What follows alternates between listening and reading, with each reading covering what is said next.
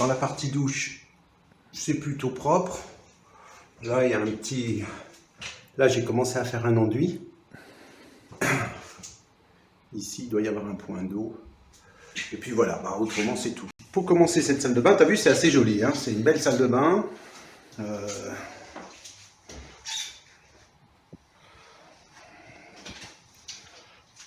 On peut dire que c'est du marbre de Carrare, de l'ordinaire, ordinario de Carrare. Bon, donc revenons un petit peu à notre plafond. Donc ce que je vais faire, c'est que je vais peindre toutes les corniches en dépassant un petit peu pour que mon rouleau vienne couvrir mon filet. Et après, je vais rouler dans ce sens-là. Comme ça, quand on rentre, à moins que je roule plutôt dans ce sens-là. Je vais rouler dans ce sens-là. Parce que quand on rentre dans la salle de bain,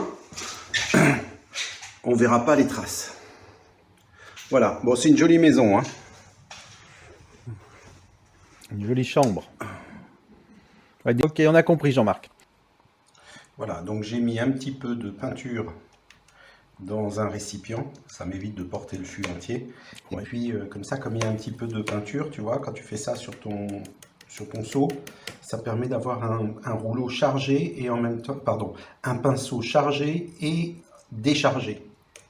Parce que s'il y en a trop, tu vois, bah, ça coule, ça goutte, et là t'en fous partout.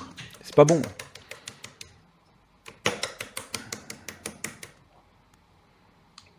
Là, c'est trop chargé. Voilà. Donc, c'est quand même beaucoup plus sympa parce qu'on a quand même beaucoup plus de vidéos. Je me retrouve dans des endroits plus accessibles pour faire des vidéos. Bah, là, j'ai même posé mon téléphone. C'est impressionnant. Hein. Ouais, la différence, c'est impressionnant. Bon, ok, on a vu, il a peint. Voilà. Alors, d'un coup, on se dit, tiens, mais c'est bizarre, c'est un peu mauve. Moi, je suis gaucher, tu vois, donc je peins comme ça. Et en fait...